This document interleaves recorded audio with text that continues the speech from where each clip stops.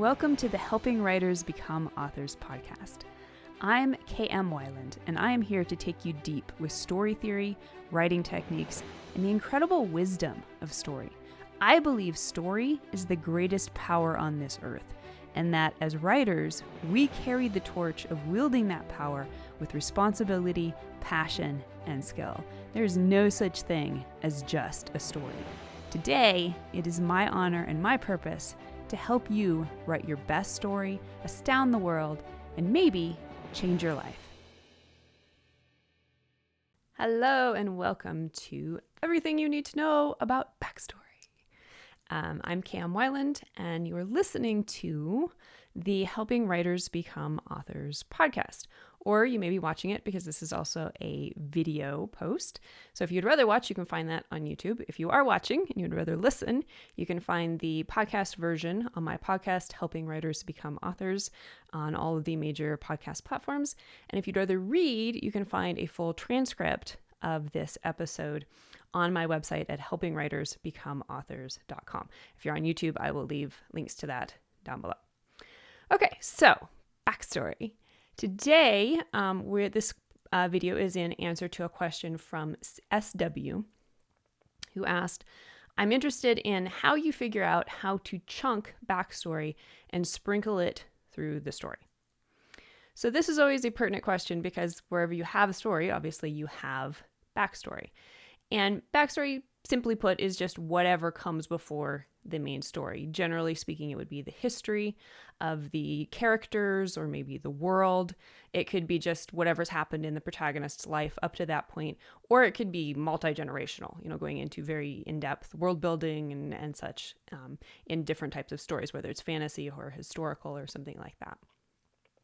But in any type of story, backstory and how you treat it is always going to be a consideration because it is a big deal. It's very important and can, in a lot of ways, make or break how well the main part of your story comes across.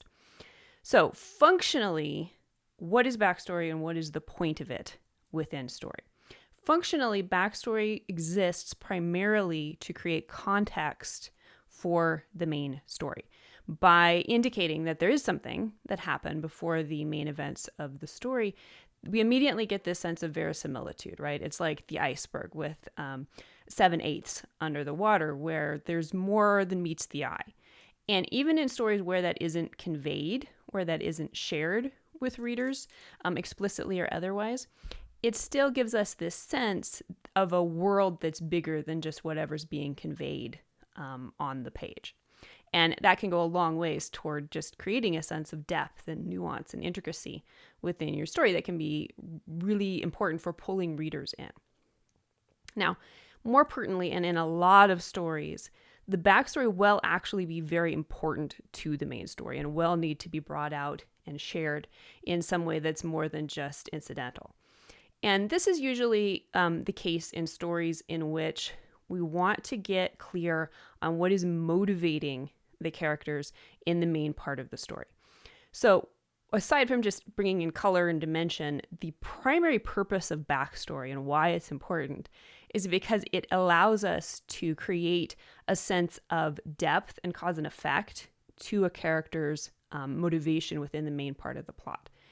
So sometimes the reason for a character's goal in the main part of the plot will be something that is directly connected to a major backstory event. It couldn't happen unless this backstory event happened first and then was brought in and explained in the story. In other stories, the primary thing that's going to kick off the character's goal and make them willing to pursue it throughout the main plot will be something that happens in the main story. But even in these instances, backstory can be important because it gives us a sense of who this person is and why they might react to the events in this story in such a way. Why, for instance, is, the detective so obsessed with catching this particular bad guy? We've seen this in many, many mysteries and thrillers where it's not just because it's his job, it's because there's something in his own backstory that, mirrors this or is triggered by it. And he wants, there's a personal reason. It makes it personal, even if the events of the plot are something that really aren't that personal, as they often aren't, at least on the surface in detective stories, because it's just his job. He's just doing his job. But when we bring in the backstory, it allows us to explore the depth and the nuance of that motivation. So, one of the most useful terms for exploring the true depth and importance of backstory is what I call the ghost. And this is a term that was originated by John Truby in his book, The Anatomy of Story. You may often hear it used, or another word used similarly, and that is the wound.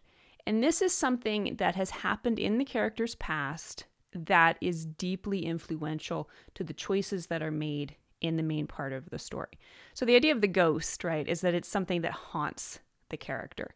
And it's something that needs to be laid to rest, whether it's directly influencing the events of the plot or, like in our detective example, it's just something that is there for him or her, and it's something that is then influencing and giving reason and purpose to why they're willing to go to the extremes that they're going to go to in the main plot. Now, the ghost is important particularly when you're dealing with character arcs. Right? Because in character arc, the whole fulcrum of how that works is that the character begins with a limiting lie that they believe, a perspective about the world that is limiting or dysfunctional in some way. And then in a positive change arc, they would arc out of that into a more functional truth. So the ghost is what is creating the circumstances of that lie. The character, has to have a reason why they are so invested in such a ultimately destructive point of view. What made them think this way? And this could be something, very simple. It's just how they were brought up, and they have had no reason to question it up until this point. And it was reasonably functional up to this point. So in that case, the ghost is something that's not, horrific or traumatic, but it's still there in the backstory and explains why the character is the way they are in the beginning of the main story. But a lot of times, as the name suggests, ghost or wound, this backstory motivation, this catalyst, will be something a lot deeper, with a lot more heft to it for the characters. So it could be a very traumatic event, that caused them to believe that all people are bad, or, something like that, or that they're not good enough, that they don't have the strength to do whatever is necessary to chase their dreams, or whatever is the lie truth that your character is trying to work with in your story that's creating that inner conflict. So primarily when you think of backstory and why it's important, this is it. What is the ghost in your character's backstory? Because all the other stuff, the stuff that doesn't actually affect the main part of the plot, that doesn't matter. Like, generally speaking, it's not going to matter where your character was born or what their birthday is, that kind of thing, where they went to school. That kind of thing is not, even though it's a part of who they are and it's their backstory, it's not important to the main plot, and therefore isn't technically functional backstory within story form as we think of it. So when you're thinking about backstory and what to include, the first thing to think about is what's your character's ghost? What is the catalyst in your character's backstory that is kicking off the need for their character arc and the events of the external plot? Okay, so the next question is, how much backstory do you need in your story? And this is a very, very important question. I think a lot of writers kind of fall in love with their backstory, and I can speak to this. I love writing backstory for my characters. I love that part of my outlining process where I just get to dig deep into the character interviews and what I call the character sketches, and just, find out everything about these people and about the world they live in. It's so much fun, and there's no pressure because there's no need to create a plot out of it necessarily. So you can explore all those things like where they were born and what's their birthday and who was their best friend in middle school and that kind of thing. And to you as the author, it's fun, right? But most of that stuff is not going to be important to the story. And it's very important for authors to get a sense of which pieces of the backstory are necessary to provide just general verisimilitude and context that give the impression of this character as a dimensional, real human being, and what pieces are going to drive the plot. And pretty much anything else does not need to be in the story. And it's very important to avoid self-indulgence when it comes to backstory. So again, basically, when it comes to backstory, the only things that you're going to include are those that actually matter to the plot, those that actually drive the plot. And this is the same, when you're thinking about why to include any part of a story or any extra character or any particular scene. And the question is always, does this affect the bottom line? If I pull this, will the story be impacted? Will the reader's ability to understand the climax be negatively affected? Excuse me. And if it's not, then it probably doesn't belong in the story. And that's just a good rule of thumb to keep in mind. When it comes to backstory, generally speaking, less is more. Now, a lot of this has to do with how you convey the backstory in the story.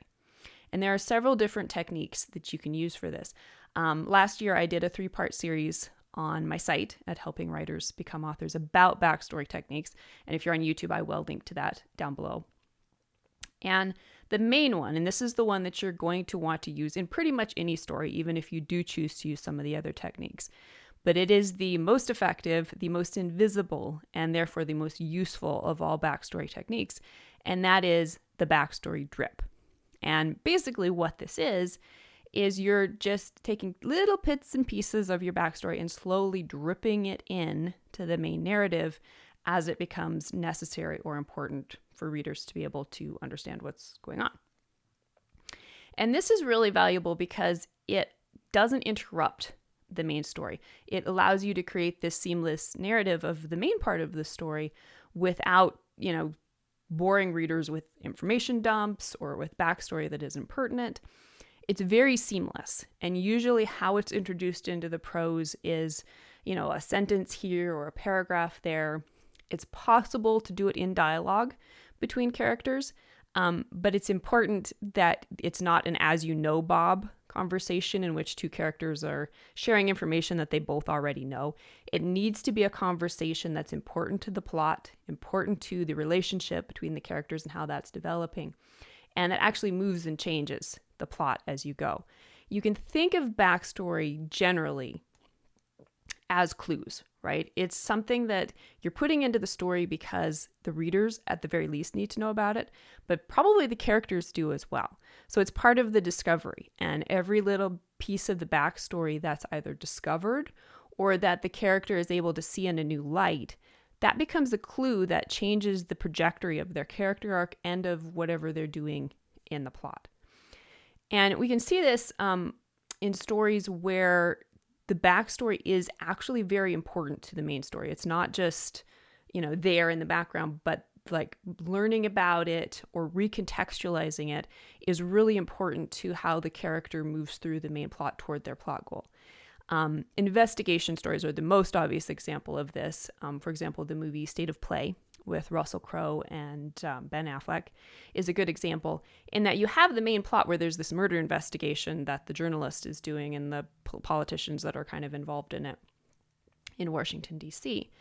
But the backstory is super important, and the backstory is just the relationship between Russell Crowe's character and Ben Affleck's character and Ben Affleck's wife, who is played by Robin Wright. And this backstory becomes really important. It's not that the characters don't know about it, but as they slowly share it with us and as they slowly revisit it themselves and recontextualize it, it changes their understanding and their perception of themselves, of their relationships, and ultimately their ability to understand what's going on in the investigation part of the main plot. So in a story like this, you can see how important the backstory is, how crucial and integral it is, and also how important it is to sew it in bit by bit, because if you just dumped it at the beginning or in a big scene, then you lose the ability to not just tease readers, right, but also to allow readers to experience that backstory along with the characters. It becomes a shared experience between the characters and the readers. Now, that, again, is the single best way to convey backstory. And you will use that in almost any story, even if you use some of the other techniques.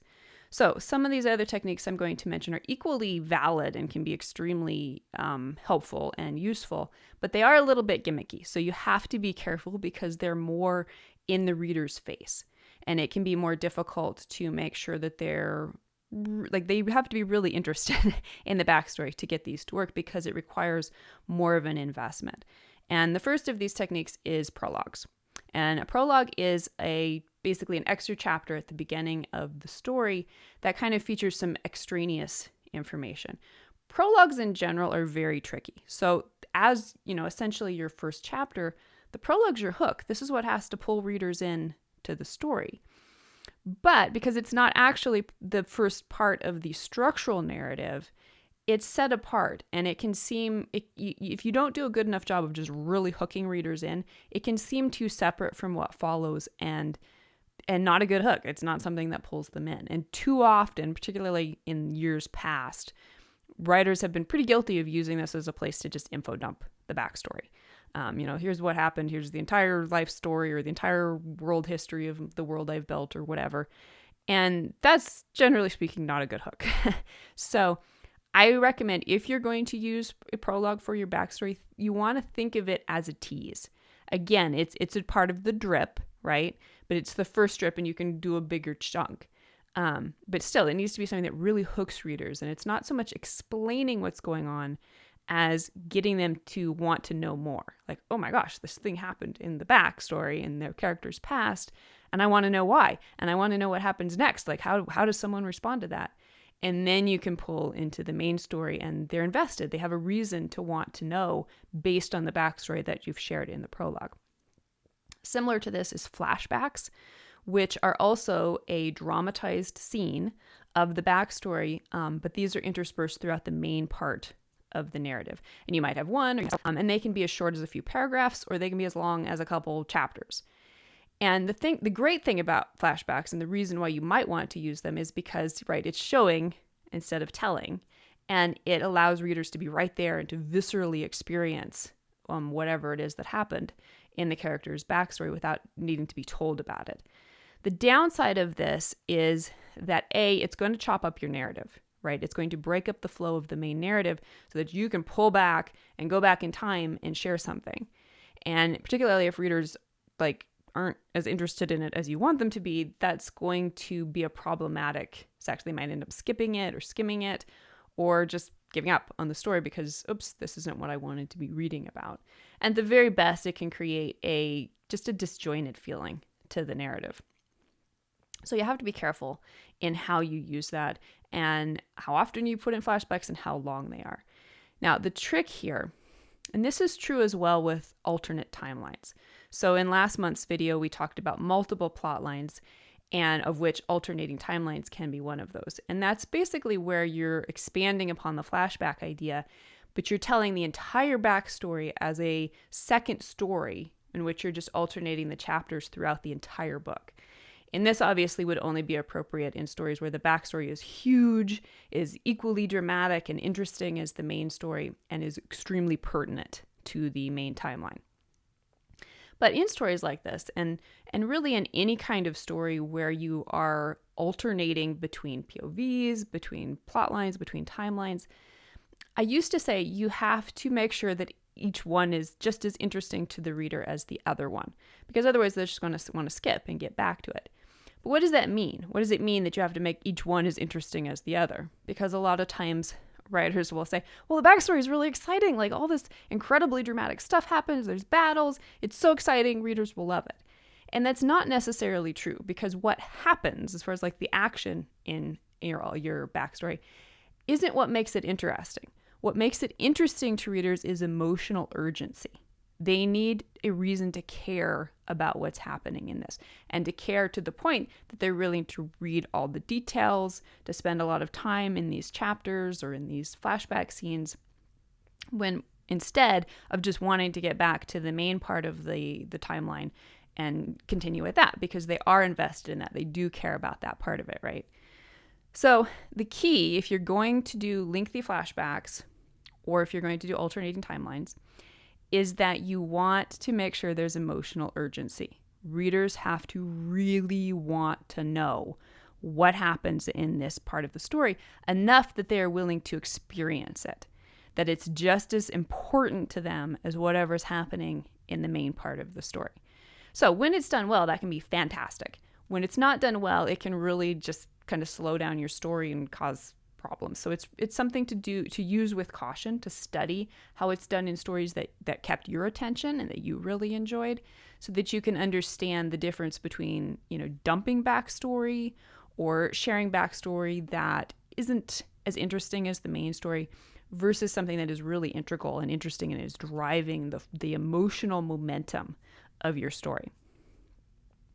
And all of that brings me to what I think is the single most important rule about backstory. And this is going to affect what kind of backstory you share in your story and when you share it. Now, it is a rule of thumb. It's not going to apply universally, but it is a great little dictum to have in your head to ask yourself, do I want to put the backstory in here? Do I want to share this backstory? So this number one rule for backstory is simply this: do not share backstory until you've reached a point in the story where it's crucial for readers to know this backstory in order to be able to understand the main story. And this would include also any scenes in which it's necessary for your characters to know the backstory or to remember the backstory or to explain their actions via the backstory so that the plot can move forward. So this, again, not a hard and fast rule, but generally speaking, readers don't care about your backstory until it becomes important to the main story. So this is also a great way to help you build subtext within your story, because if you're just kind of hinting at backstory, like something happened in the backstory, there was a ghost, but I'm not going to tell you what it is yet, but it's important and it's driving, the character's reactions. That's a way to pull readers along so that by the time you do get to where maybe you want to have a big reveal, maybe you do want to have a fully dramatized flashback, now we have emotional urgency. Now readers are like, okay, I really want to know what happened in the character's backstory. Versus, maybe sharing that flashback early on when I don't care. I don't have a reason to care yet about why this is so important. And also, in sharing it, you sap the subtext out of the character's actions and motivations because it's all been explained. It's all been laid out there. Now, obviously, you do need to lay it out there sometimes, and that's the point of the rule. When it becomes necessary, when it becomes pertinent, that's when you want to share it, because you also don't want to compromise your story by not sharing backstory. And readers are going to be asking, well, this makes no sense. Why would the character act this way? Or, what was the information here that I'm missing that would have made sense of the explanation of the character's relationships with people who, they had a history with. So again, to sum up, the importance of backstory is that it provides context. It provides a ghost for your character's character arc. And from that, it allows you to build this dimension and this depth into your main narrative. But it's important not to overshare or to overvalue backstory. It's important, but it should only be used carefully and subtly throughout the story to create an effect where readers are never pulled out of the main narrative, where it's all one seamless whole. So, I hope that was helpful. And if you have a question that you'd like me to consider for a future video, please go ahead and leave that down below on YouTube. And I will see you later. Happy writing. And that brings us to the end of this episode of Helping Writers Become Authors. I hope you'll stop by the site for a full transcript of this episode and to join in the conversation in the comments. Tune in for next week's episode, where we'll continue to explore all things writing and storytelling. If you'd like to support the podcast, it always means a ton when you take a moment to leave a quick rating or review on Apple Podcast, Amazon Music, or Spotify. To stay updated on all the latest content I create for you, the best way is to join my mailing list at helpingwritersbecomeauthors.com/mailing list. You'll also immediately gain access to lots of free resources, including my books, Crafting Unforgettable Characters and 5 Secrets of Story Structure. For real-time connection with me, more writing advice, and behind-the-scenes glimpses, follow me on Instagram at authorkmwyland. A heartfelt thank you to each one of you for your support and enthusiasm, and especially those of you who support my work on patreon.com/kmwyland. You help make my site, this podcast, and so many other resources available to writers everywhere. So until next week, keep writing, keep dreaming, and most importantly, keep being true to your stories. Thank you for being part of helping writers become authors.